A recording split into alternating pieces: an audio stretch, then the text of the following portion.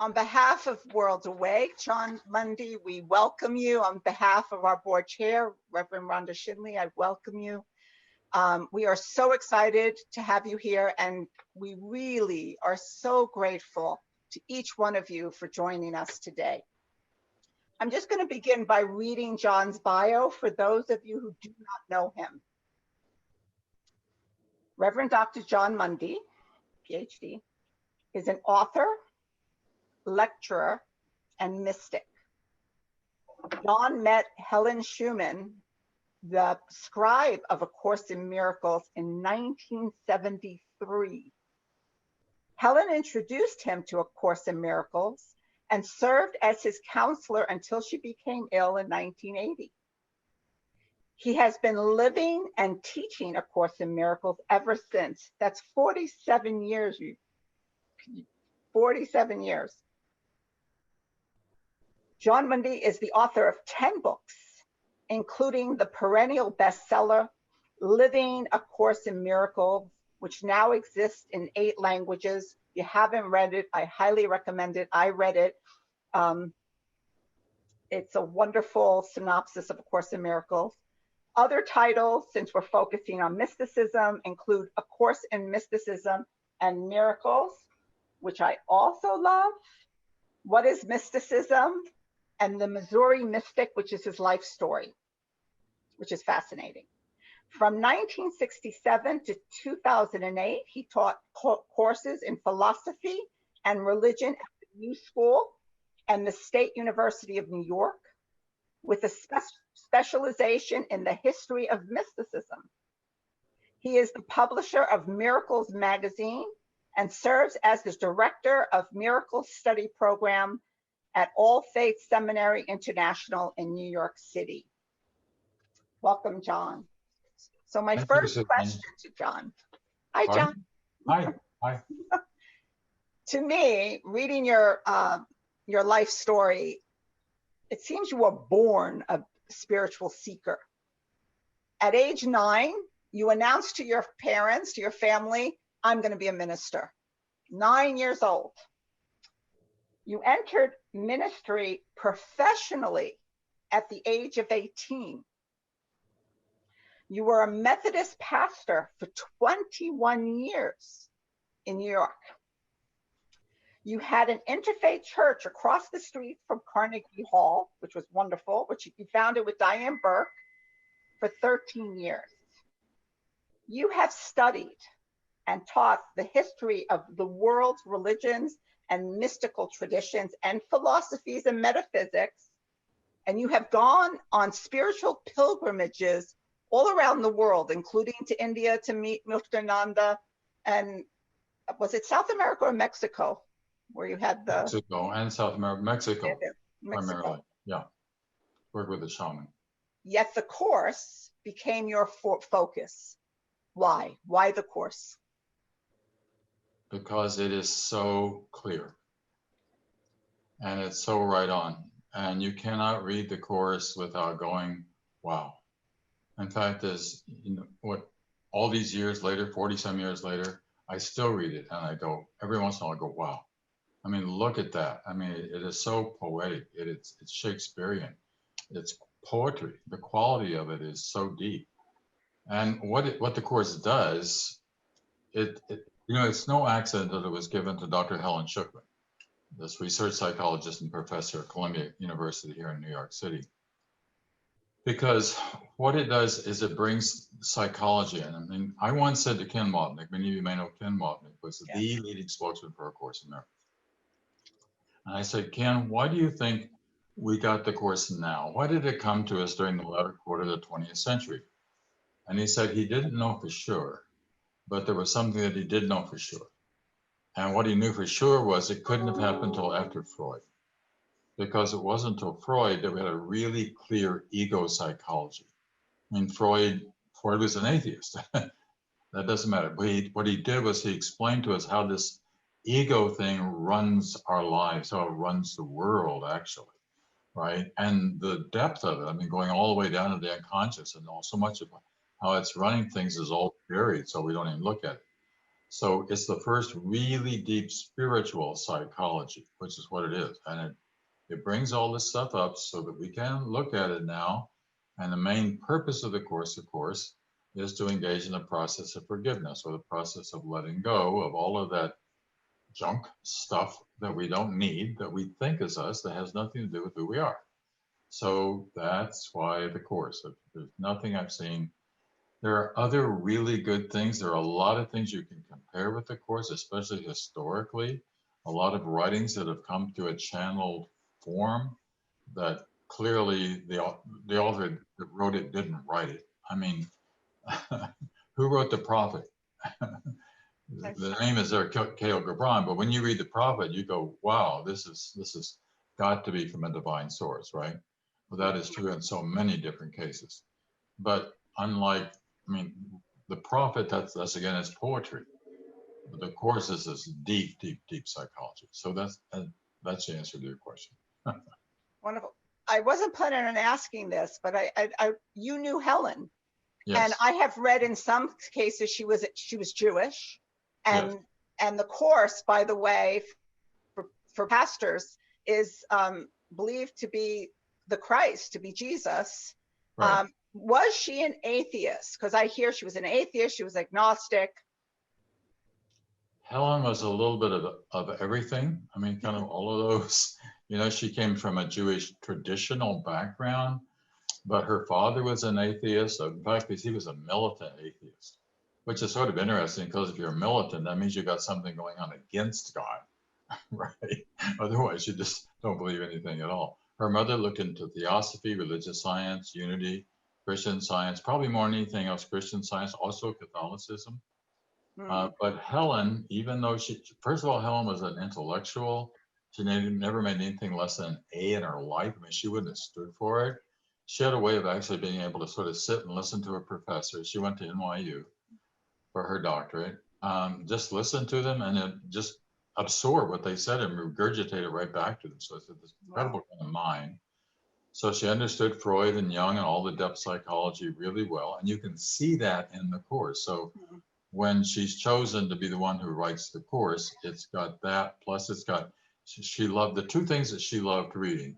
One was the King James Version of the Bible, and the other one was Shakespeare.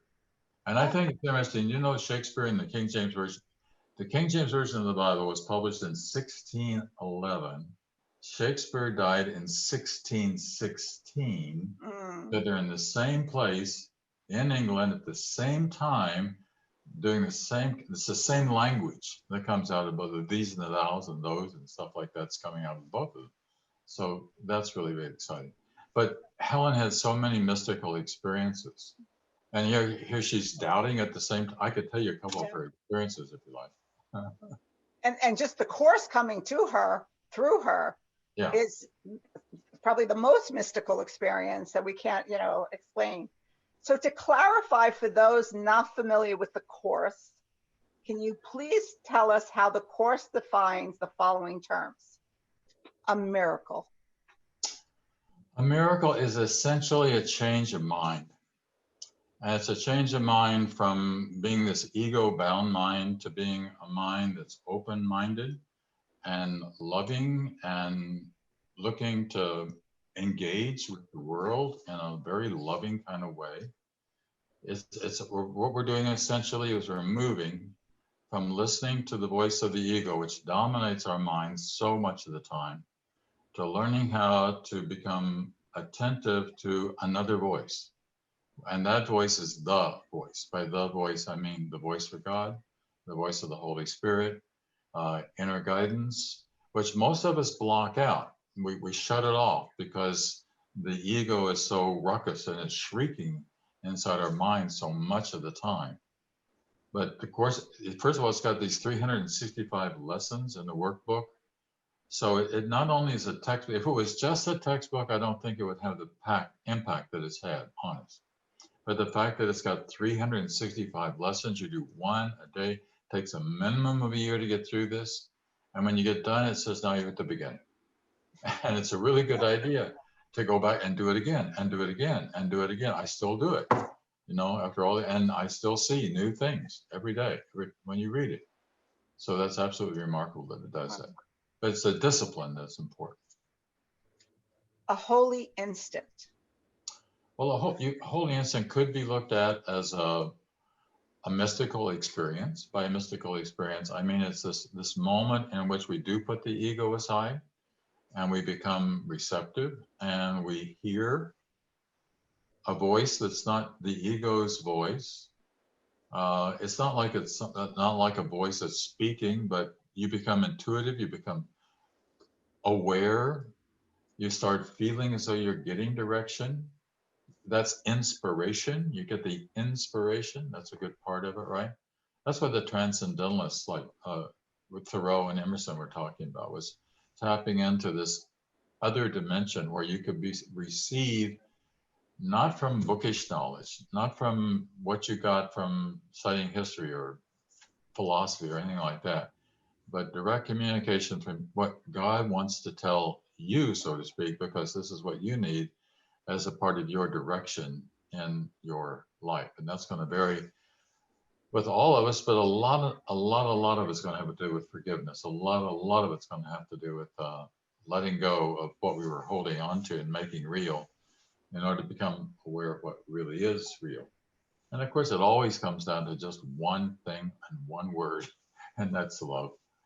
That's all Love. that there really is. That's it, right? And here's probably the most mystical term in the course, revelation.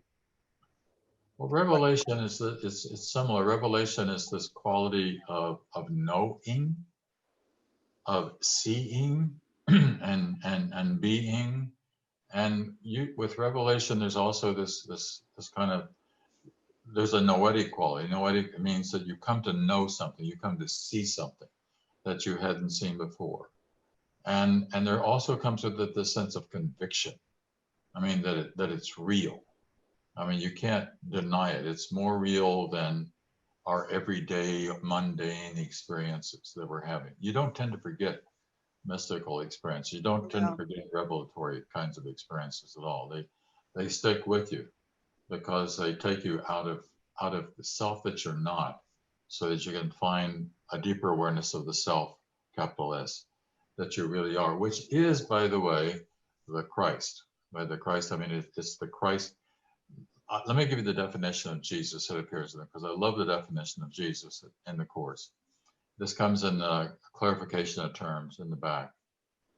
It says, Jesus was a man who saw the face of Christ in all of his brothers and sisters and remembered God. How did he remember God? By seeing the face of Christ in all of his, by seeing. Projection makes perception, the Course says, right? And most of the time what we project is not nice, because but not nice, I mean, it's judgmental. Projection is we're dominantly projecting, dominantly judgmental. It's like we judge everything that we see, really, good, bad, pretty nice, ugly, not, whatever kind of terms we want to throw it onto it. But all of that kind of stops in order to just have this kind of, what the Course is trying to get us to, it calls the presence, just the present, it talks about, the last chapter's got a section called present memory. What's present memory? It's not past memory. It's not a sin. It's something that's happened in the past, right? It couldn't be future. It's just present. The Course said, you're already the Christ. So all you're doing, the Course is trying to do, is to help us to see what Jesus saw, and then to do what he did by recognizing his divinity, which is really asking us to recognize our own divinity that's inside us. You may not think it's there, but it's there when you begin to the more you open up to it, the more you see it. Beautiful. The Course begins with these famous words, sublime words. Nothing real can be threatened. Nothing unreal exists. Herein lies the peace of God. So Jon, according to the Course, what is real and what is unreal? Well, I just said it in one word. I said love. Yes. Love is the only thing that's real. But then what do we say? Every religion in the world says that God is love, right? So God, love, truth, eternity, all these, they're kind of synonyms, all these words that we could throw together here, right? It's really interesting to see that every religion in the world says God is love. The Course in Miracles also says that God is life, right? And life is in the mind and of the mind, right? So if God is love and God is life, then life is love and love is life. So the more love we are, the more alive we are. The more alive we are, the more in love we are. Like, is there anything more that you want to be than in love and alive and in touch with God, right? They're all synonyms. It's that simple. So is what's unreal anything that is not love? Right. That's pretty simple. Right. And fear is not real. Fear is not real. But the exact phraseology, just with the opposite of love is fear, but what is all encompassing can't have an opposite. There can't really be an opposite. Take, for example, probably one of the biggest things that we all fear, and it's irrational that we do it, is dying. But then, of course, well, but nothing dies. There's something which dies. The thing that dies is the body. But the Course is also very clear, you're not a body. The body is exceedingly temporal. Out, brief candle is Shakespeare.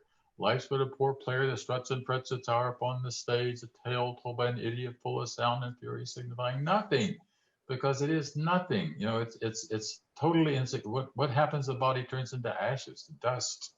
That's it. So that's all it ever was in the first place. But it temporarily, we put this together in such a way that it's got life in it. I think it's funny when we say that people have lost their life. You can't lose your life. You can lose your body. Everybody's going to lose their body. That's a given. But you can't lose your life. Actually, I think we're all going to be surprised to find out that what happens when we lose the body is far from dying. What happens is that we wake up, rather like waking up in the morning, and you're laying there kind of slowly making this adjustment back to the world again. But when you read, I've had to do a lot of funerals in the course of my life. All of us who are ministers, I know, Suzanne, that you've done a lot of funerals. And once when I was a pastor of a church in Brooklyn for 10 years. And I had gone to visit this lady who was dying in her home. And there was a nurse who was standing with me next to the woman's bed. And her name was Mrs. Boyd. Mrs. Boyd started saying, I want to go home. I want to go home. And this nurse, now just keep in mind, this is 1973. This is way before anything like hospice, to the degree that hospice, I don't think this would happen anymore. But this nurse, who was a live-in nurse who was there with her, says, nonsense, Mrs. Vosch, you are home. Meaning she was in her apartment in Brooklyn. She wanted to go home. She wanted to go home. You know what she meant. She wanted to really go home. Where does Dorothy and the Wizard of Oz want to go? Home. Where does Alice and Alice in Wonderland want to go? Home. Where does in the modern myth of the boy that goes on the train to the Polar Express, where's he want to go? Home. Where are they? They're all sleeping. I love that you brought up death, because one of the most mystical things, and interesting enough, just 10 minutes before I signed in, I opened up and lesson 163, and I'm going to read it. Okay. There is no death. The Son of God is free. Right. Death is a thought that takes on many forms, often unrecognized. It may appear as sadness, fear, anxiety, or doubt, as anger, faithlessness, and lack of trust, concern for bodies, envy, and all forms in which the wish to be as you are not may come to tempt you. All such thoughts are but reflections of the worshiping of death as savior and as a giver of release. Right? Yeah. Does anybody else, when they hear that, go? Yeah, sure. I'm looking at time because I want a lot of time for question and answers. Sure. One of the most, some of the things that I love about the course, if you can talk to people, is that attack, and when a brother or sister attacks you, and this is the Christ, it is actually a call to love. Right. And if you could talk about that and how our inherent innocence and never to see someone as guilty or judge them.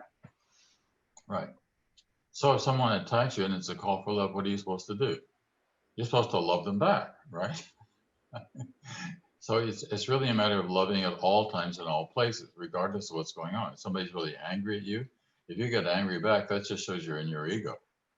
You know, who wants to be in your ego? You know, you want to listen, see what this other person has to say, see if there's anything that you can do to help out along the way, and always respond in love. Don't get into an argument. I love it when the Course says, for example, anger is never justified. The word is never. You know, it's not like sometimes. We'd love it if it said sometimes. If it said sometimes, we get debates about which time it was and which time it wasn't. The word is never. It's never justified. So if you get angry, you just have to recognize something went wrong somewhere in your thinking process. And now would be a really good time to cool down and to get quiet and to wait for sanity to return to the mind. A lot of the Course is about returning to sanity. And because the way the ego is mad. I mean, it's mad. That's anger, mad. It's mad in thinking that it can be separate from God. You cannot be separate from God. You can only think that you can, but that's a very frustrating position to be in, because that means that you feel broken. You're broken off because you are broken at that point from the wholeness of the Creator. The Course often refers to God as the Creator. You just answered my next question, was about the Course speaking a lot about sanity and insanity. Right. And not only that, but reason and reasonableness. Right. Right.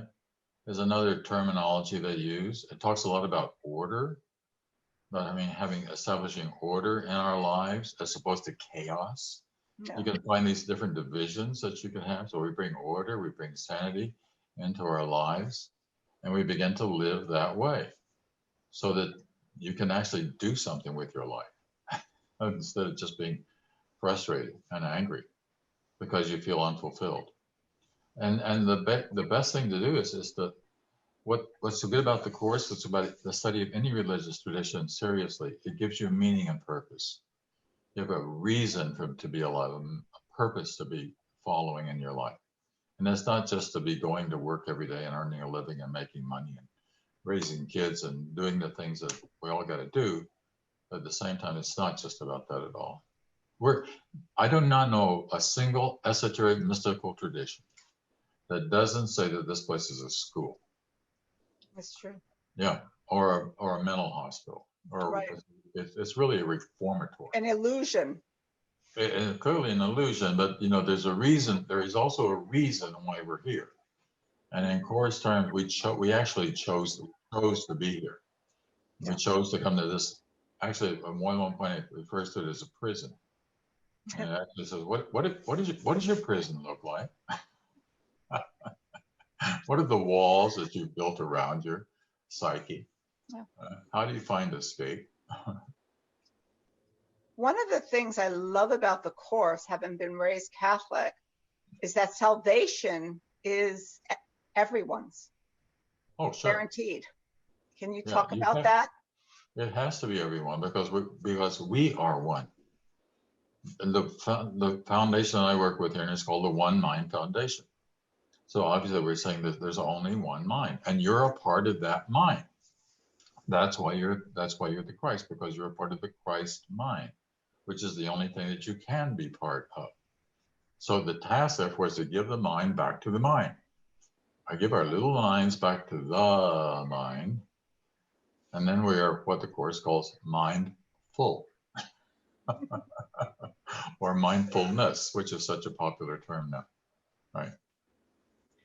But what I love is, you know, when you raise Christian, there's always this, you know, believe it and you're saved. But in the Course, tell me if I'm wrong, the way I interpret it is you are already saved. Oh, yeah. You just don't know it. That's right. It's a done deal. All you have to, it's done. It's done. It's done. And everybody's saved. That's why so much of what it's about really remembering, or a word that I like better than remembering, which is often in mysticism as well, to recognize. So if I recognize, I bring back into the mind already knows. The mind already knows this. So I'm just recognizing what's already there. You know, you're already the daughter of God, the son of God, the child of God. You're already home. So you're just waiting to that memory. Yeah. Or like Buddha said, are you a saint? Are you an angel? Are you a savior? No, I'm awake. I'm awake, yeah. I'm awake.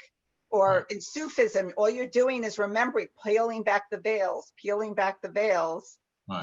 to who you really are. Which just really means that you're not sleeping anymore.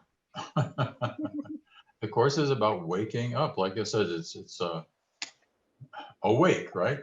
Yeah. So Jon, you have now been living this. You've been a student, a teacher, a mystic. I mean, mystic you've been since you were a child. So you've been with the Course for 47 years. You have worked with thousands of students and teachers. Oh, yeah. You're both. A lot of teachers. Can you tell us, all of us, what is the effect you see on people? How is it profoundly transformed their lives? And maybe give some examples. I think a main thing would be presence and patience, and just to be there and to be awake and to be attentive and not to be running off with the mind in 100 other directions that are probably trying to find problems and seeing difficulties in the world. You know, you really learn how to just be here. I mean, being, the Course said, being is a state in which the mind is in communication with all that there is, just of reality. And it's just being. There's nothing extraordinary about it. We're all, when you're with other people, what you want to be is you want to be with them. You know, you want to be present, and that's why toward the end of the Course, it's got this section called present memory. We're just awaking up to what we already know. Right? You're already home. Yeah. You're seeing what Jesus saw. You're doing what Jesus did. All Jesus did. I mean, all he did. This is fantastic. But he the same thing Buddha did. He woke up and he remembered who he was. And then he gets into trouble for that because he's standing in front of Pontius Pilate. Pontius Pilate says, "Are you a king?" And he says, "Yes." But my kingdom is not of this world. That's an important point. But it's not in this world, right? It's the kingdom of heaven, not the kingdom, not an earthly kingdom at all. Could be. Right? That's what the egos try to build kingdoms on earth, and then they get very frustrated because it ultimately the whole thing falls apart. Ultimately, you die without remembering the kingdom, right? It's like a dream.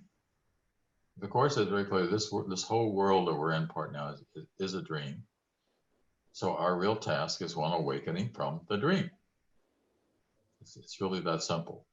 And there's this idea that forgiveness, like you said, is always, no matter what the circumstance.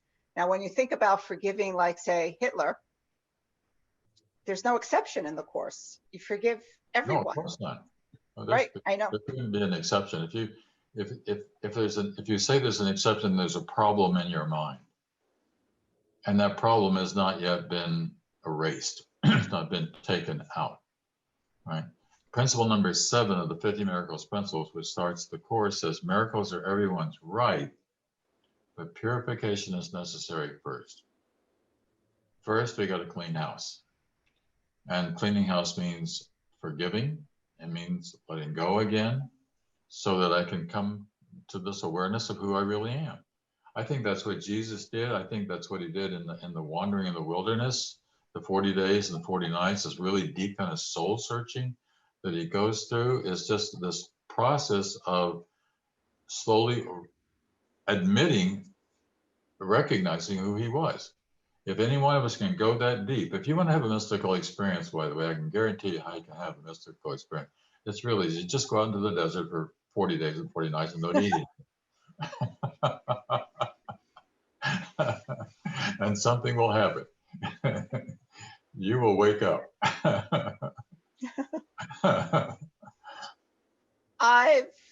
We've talked about this, Jon. You've had many mystical experiences. We talked about a few of mine, and we studied different religions, and the essence is all the same when you have the mystical experience, but sometimes they have different flavors. I shared with you that when I was doing the course, I had this experience of walking through New York City, wasn't thinking about anything spiritual or mystical.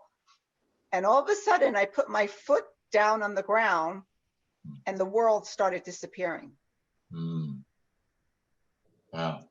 And I told you this, this was directly, I know, because I was really doing the course. Right. And my first moment was, oh, how wonderful, excited. It was like wonderful, yeah. We're everything's disappearing. And then fear. Oh, there'll be no me. That's right. I'm gonna, gone, and then it stopped. Right. Yeah. It stopped. How that fear does that. Yeah, it pulls you back, right? Yeah. Yeah. The thing is to like go to that, recognize there's really nothing to be afraid. Let me tell you about a mystical experience that Helen had. It's okay. I think pretty Love briefly, right? Hear that. So Helen was born in 1909. Oh. Yep. So this experience happened in 1939. So she's 30 years old, and she's with her husband Louis, and they're riding a subway in New York City. You're walking down the street in New York City, made me think of it, right? She's riding a subway in New York City, and she looks across from her, and there's a woman that's wiping pablum up off of her blouse where her baby just threw up on her blouse. And there's a little boy that's standing there, and he goes over and he picks up a piece of chewing gum off of the floor and puts it in his mouth. And down at the other end of the subway, couple of men are yelling at each other, they're fighting. And it's dirty. And she says it smells like garlic and peanuts. And you got the imagery?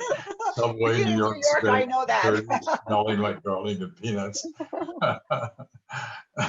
And she just closes her eyes. She can't look at this. She just closes her eyes so she can't see the whole thing. And then she says, this one I'm about to last about 1 minute. She sees herself as a little girl walking down this path in the woods, and she comes out into like this clearing, and there's this gigantic man who's like sitting on a tree stump. And she goes over, and for some reason she's very devout in front of this big man. And she kind of like bends down in front of him, and he reaches out and puts his hand on her back. There's a flash of light. She opens her eyes, and she has the most profound sense of love for every person on that train. All she can do is love them. Right? So that's an opening, right? So that's she, a beautiful, so she was. Pardon? I'm so glad you told us this, because so many things we read about Helen as, the atheist, the agnostic, but she was a mystic. Oh, she's a mystic. Not just a scribe. She was. But she had trouble with it. I mean, she on the one hand, she's having these mystical experiences, but keep in mind, she's this Intellectual. intellectual. I mean, she's this IQ that's way up there that questions everything and doubts. And her father was an atheist, you know. So, and there was a lot to be atheistic about in the 1930s, 40s in New York, and all over the world for that matter, right? I'm looking at the time. I'm thinking maybe we open up. Is there anything you want to add, Jon, to everyone before we open to questions? No, I'm just happy to share anything with anyone that wants to talk about anything. Maybe people can raise their hand They and can raise ask it up, questions. physically raise it, or do it on chat, one of the two. Rhonda, what's easier for you? Physically raise their hands or yeah, on the chat? Yeah, they can raise their hand and then they can unmute and ask the question. I'd rather them share. Yeah, that'd be easier. Yeah. No, nobody's raising hands? Anybody? Oh, Natalia is. Go ahead, Natalia. Oh, okay, so Jon Mundy, I have a question. can I hear me? Like there's two. I come from the Sikh background, Oh, hi. and mysticism and Sikhism is based on overcoming the ego. You know, Yes. once the door of ego is broken, then everything, it leads to awakening, and everything seems to be all good. Right. It's the cosmic play being unfolded in front of your eyes. And that's the miracle, Yeah. which I find interesting and experiential in nature. And you lose boundaries all around you. And I was just curious what you think of it. I think that's perfect, Kripal. That's exactly what we're talking about. That's the kind of experience that is a universal experience for the mystic. So, Thank you. yeah. And Sure. Dr. Singh, good to see you. But Dr. Singh is a very good friend of Guruji, by the way. Oh, good. Thank you. And Jon Mundy is a very good friend of Guruji. So wait, Natalia didn't get to ask her question. Yes, right. No, go ahead, Natalia. Okay, so Jon Mundy, my profound teacher of my life, now I know that I don't need red shoes that I have to click to find my way home. And now I know to continue to pay no mind to the man behind the curtain. That's right. And you also know that there's no place like home. There's no place like home. There's no place like home. There's no place like home. There's no place like home. Right. And the red shoes are not necessary. And that man behind the curtain is just the voice of the ego that will not let go of judgment. That's it. It's letting go of the judgment. I mean, that is so, the Course is very clear. And it says, there's a 3-word sentence that summarizes so much of the Course. It appears twice in the Course. The first sentence is in chapter 21. Projection makes perception, period. Period. Right? Yeah. Period. So projection, I am constantly defining the world that I see with all my thoughts. I'm defining the world that I see. And the reversal that the Course is asking us to do is to simply, there's a form of projection that is correct, and that's called extension. So we're just extending love. We're just, rather than projecting onto the world, we're just loving the world. That's all we're doing, just loving every single little piece of it.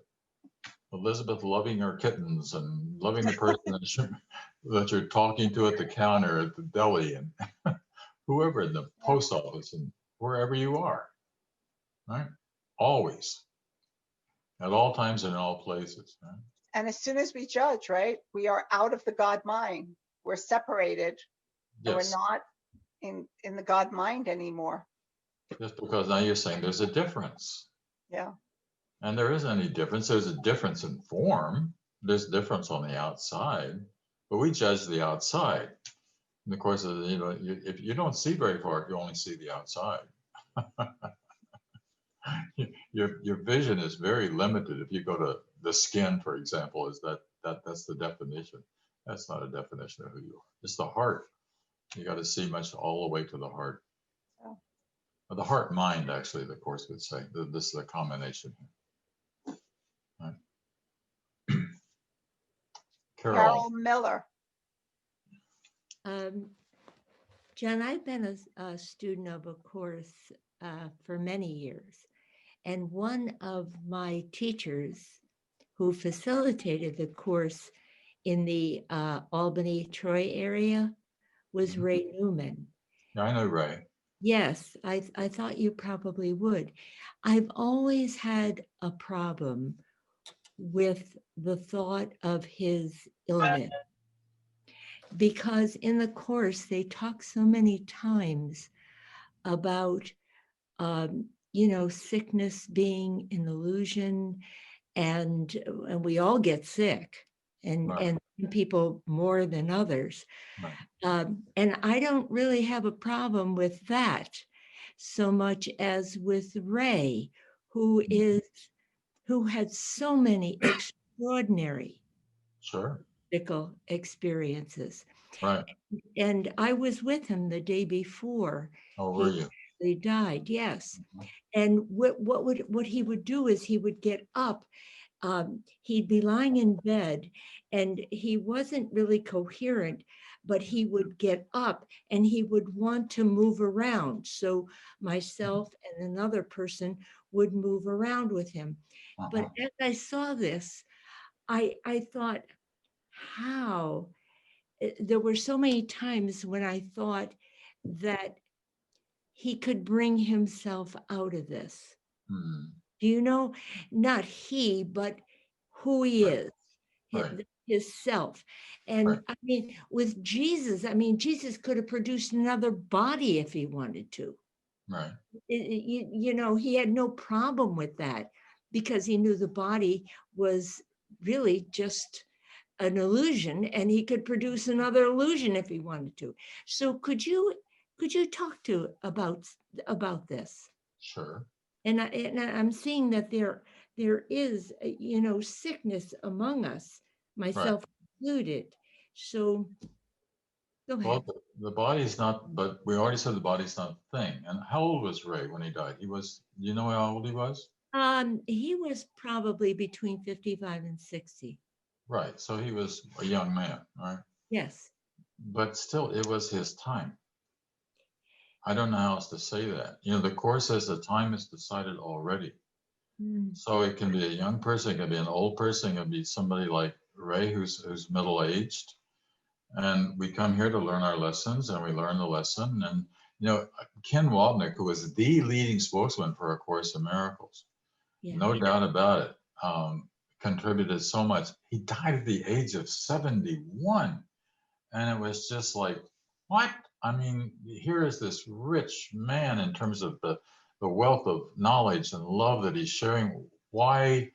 And I don't have an answer to that, except to say that it was the time. As I said, the Course in Miracles, the time is decided already for each and every one of us. And I think one of the most difficult things I ever had to do as a minister, and Reverend Suzanne could probably relate to this, I had to do a funeral for a 9-year-old boy. A 9-year-old boy, and what do you say? What do you say to the family who is just, they're in such deep grief and sorrow? There wasn't much you could do except be present for them and to try to say the right things that you knew how to offer.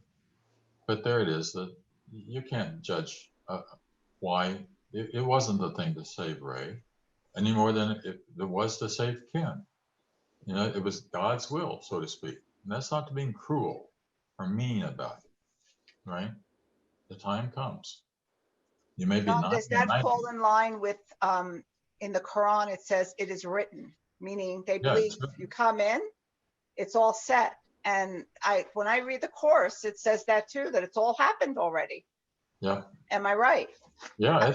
I'm not right, but you know what I mean. Am I interpreting it correctly? Yeah, there's a line which says, what would you do if you knew that everything that's given to you is a part of your teaching, a part of the lesson? Now, the Course also talks about what it calls God's plan for salvation, GPS, God's plan for salvation, right? So you can follow God's plan, and if you follow GPS, then the road's going to be fairly smooth. What Jesus in Matthew, straight is the way, narrow is the gate, which leads into, what it leads into? life. Life. You know, few there are that go in, meaning if you really get this right, you know, really it's a straight path. Broad is the way and wide is the path which leads, and you know what it leads into? Destruction. Many there are that go there. And so destruction is the death of the ego. You know, the destruction is the loss of the what's not real. It's the false self. That's why I said earlier, purification is necessary first. We're all engaged in the process of awakening. All of us, all the time. And we want to, and you want to be actively involved in that process as you can be in that process. And we do that by the process of forgiveness. That's the main thing. That's the letting go. And then the presence, just being there with whoever it is we're with, and continuing to keep growing ourselves. The growing is the finding the meaning and the purpose in the life. And we've all been, and, you know, a number of you are obviously ministers. You know, you got great meaning and great purpose. You know, that was the most wonderful. You know, you're right. I did become a minister. I started serving at church at the age of 18 in rural Missouri church, right? For all of the college students. And I thought, I have the best job in the world. I get to sit down once a week and put my thoughts together in a way that I can meaningfully present to other people that will hopefully be inspirational. And I get paid for this, $35 a week. Which was good then. Yeah, 1961, gas was 28 cents a gallon. Great. Was a Manu Yeah. raise their hand? Yes. Great. Rhonda? Yeah. Oh, I did, but Greg Unterberger is also trying to raise his hand physically. And so why doesn't he go first? Oh, you're sweet. Greg and then Manu. Yeah, so unmute yourself, Greg, and go, please. I'll go next. Thank you. Yes. John, I want a quick thank you for endorsing my book, The Quickening. I never got a chance to tell you sort of face to face, so thank you for that. You're very welcome. And of course, the book is based in the idea that miracles collapse time. So Ken Wapnick tells a story about, if memory serves me, where Helen went into this space and said some really profound things. Ken said something like the whole room shifted or something. And she said, wherever that came from, that was beyond Jesus. Right. I want to know what your take on that is. Well, it's really hard to know what to take on that. I mean, I don't know, but it's a heck of a statement, and beyond Jesus, beyond the normal communication. I think that's what it's saying, right? This is God. This is all the way. I don't know how else to address that. That's a profound mystical experience in and of itself, isn't it? Yeah. Manu? Okay, thank you. Well, really grateful for this opportunity, this venue, and John, love your teaching and your style. Thank you so much. The question is, the concept of a happy dream in A Course in Miracles. Would you please talk about that a little bit? Well, really, the happy dream is a dream of awakening.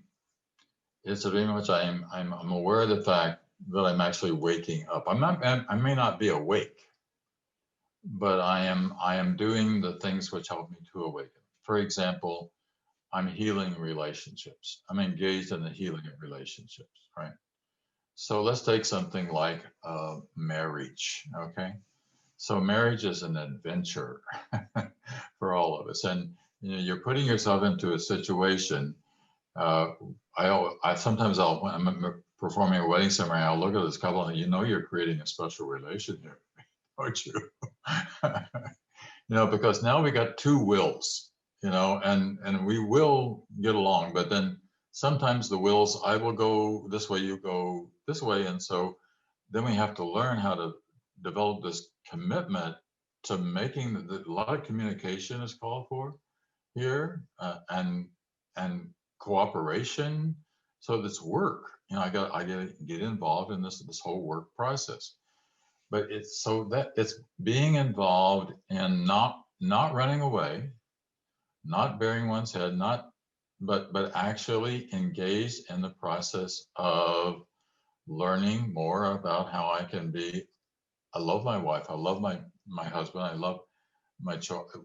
Doing it rather than rejecting this job, this duty, which has been given to me. Right? It's just awakening, the awakening to that knowledge, but also the excitement of being and know that I'm involved in that process. Right. And by the way, a lot of people misinterpret what a happy, holy relationships are. They think that it's this lovey-dovey thing, and especially in the romantic thing, that's often the case. But then reality comes in. After the wedding, you get the honeymoon. I mean, after the honeymoon, the wedding. After the life itself comes in. Now you got to do it. You got to do what you said you'd do. What else? Who's JK 2020? I don't know. Are they there, Reverend Rhonda? I don't see it. Because they sent a question in the chat. Oh, But just read the question then. Can you help me understand how our individual consciousness and the global collective consciousness affect our journey back to God? I hear that the collective consciousness is evolving and moving us all forward. So which part affects us more on the journey? That's a very good question. I think that as we engage in this process of awakening, you're going to become more aware of how connected you are to the collective, how you're not alone in this process at all. And we only come home, so to speak, together. You don't come home alone.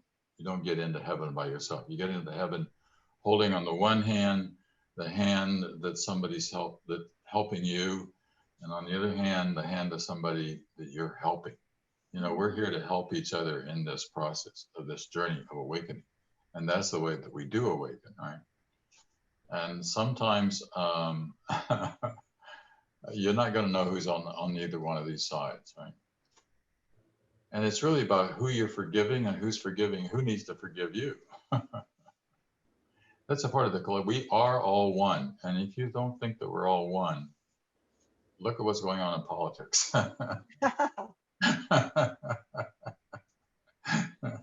When we get back to there is a real awakening going on. I'm no doubt about that. Oh yeah. One of the ways that we see that this is actually happening is in the depth of the church. And I don't know whether you'll realize how rapidly traditional Christianity is dying, but it is very rapid. I mean, the Methodist Church has lost 1% of its membership every year for the past 65 years. That's tremendous loss. Been 65 years, 1% per year, but still that's very, very rapid. Right? And the same thing is true of the Presbyterians and the Lutherans and across the board, even the Baptists and some of those, right? And I think the major reason for it is because people want real answers. By real answers, I mean enough of laws and dogmas and creeds and rituals and rites. And no, they want to figure this out for themselves. They want to wake up on their own. They want to find the way home, right? They don't want to be told or do a creed on Sunday morning at church, which is something we used to do the Nicene Creed all the time. Yeah, I do. Yeah, oh my goodness. It's like, you ever pay attention to what that really says?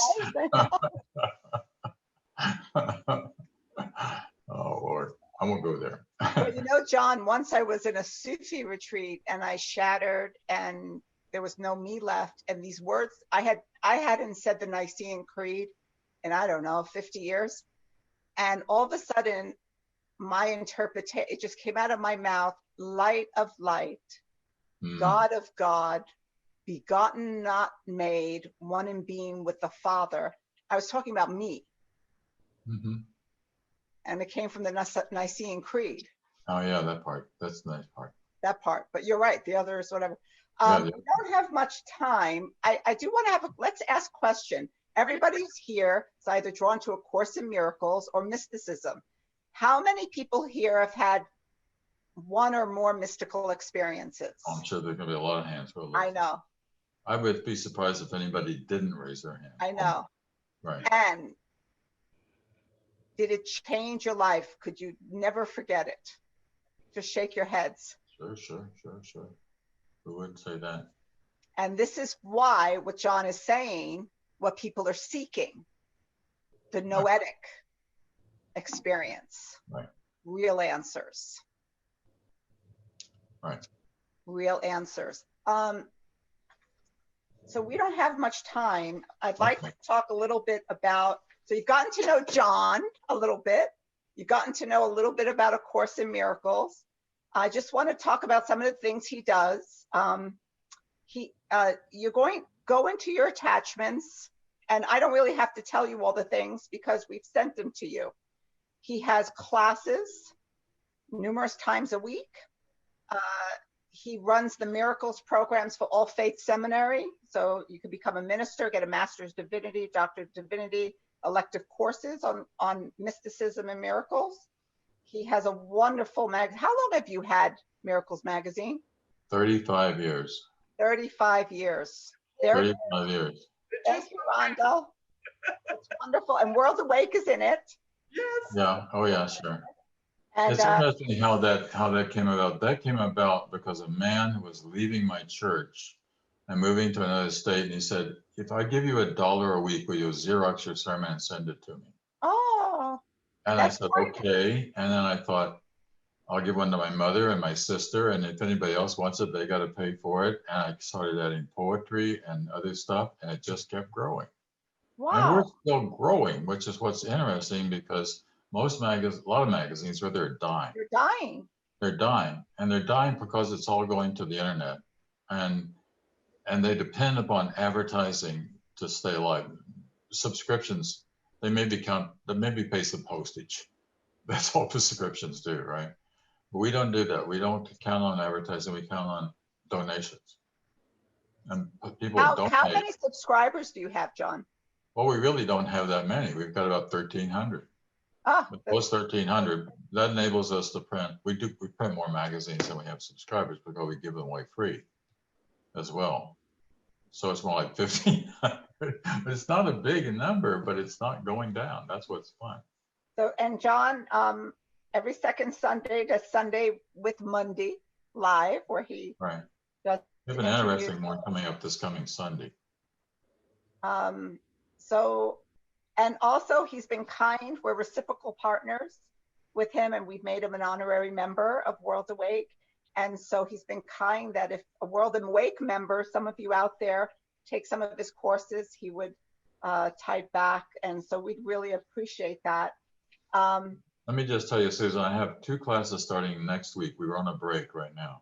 Okay. So starting on Tuesday, they're on Tuesday evening at 8 o'clock New York time, and on Thursday afternoon at 1 o'clock New York time.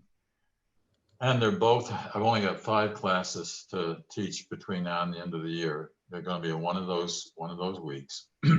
And I've been taking different topics, but now I'm just going to do topical. By topical, I'm just going to talk about what a miracle is, for example, right?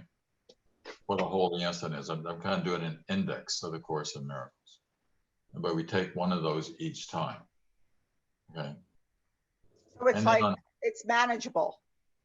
It's very manageable because it's just one topic. All right. And I love that you do this free Q&A class on, can you tell a little about that? Well, yeah, that's the week of Thanksgiving. Because I didn't want to put anything on Tuesday. I can't teach my Thursday class because it's Thanksgiving. So the Tuesday and the Thursday class are both the same class. It's just that they're meeting at different times, depending on people's schedule. So I had that day open. So I said, well, let's just put a free Q&A class in there. So that's on the Tuesday of Thanksgiving week, whatever the day that is. I don't remember. I made the calendar right here, but. It's 8 o'clock. Okay. We are so grateful. Our hearts. Rhonda, do you want to say something to Jon? That we're so. Oh, thank you.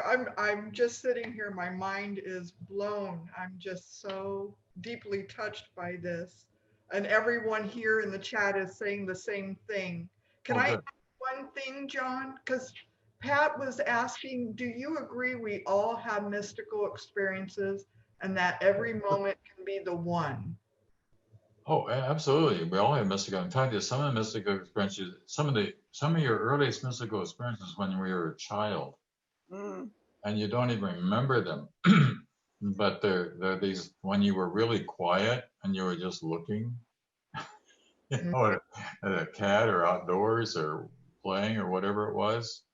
They come all along the way because the mind is not really formed enough yet to be so projected. They're more open, right, John? More open, yeah. And children are so present. Oh, ever So so. present. I mean, children believe in fairies and angels and you know, all kinds of things can be true for them. The grown-up mind would shut down on. Right. Yeah, I always say children are closer to God because if you ask a child what God looks like, they'll tell you exactly. They know everything. It's adults who get all complicated and intellectual. There's actually a true story. Someone, she was drawing in school and the teacher came over and says, "What are you drawing?" She says, "God." And the teacher says, "Well, nobody knows what God looks like." And she says, "They will after I get done." Oh, I love that. That is good. Everybody, John is thanking you for your gracious time with us this evening. Yeah, everybody in the chat is saying wonderful things. They're so grateful to you, John. And I would like to end, Rhonda, if I can, by reading some of the course dedicated to you, John. Okay. Dedicated to you. Of course, it's for everyone, but this one's dedicated to you. There is a light in you which cannot die, whose presence is so holy that the world is sanctified because of you. All things that live bring gifts to you and offer them in gratitude and gladness at your feet.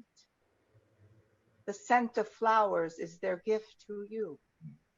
The waves bow down before you, and the trees extend their arms to shield you from the heat and lay their leaves before you on the ground that you may walk in softness while the wind sinks to a whisper round your holy head. To you, Jon Mundy. That's a Course in Miracles. It's so beautiful. Thank you. Thank you, dear. Mirroring the Thanks for the divine flowers. I appreciate that. in us. You are such a glorious mirror and teacher and You too, student. man. You're great. And I have tears in my eyes right now, John. Oh, good. Namaste. Namaste. Namaste. Thank you all for and namaste to each and every one of you. Namaste. We truly, right, Rhonda? Yes. Honor. We see, we feel the light of God in each and every one of you. We're one. We are one. Bless you all and thank you. We're one. Again sometime. Again. Thank you all. Have a good you. God bless you. Thank you.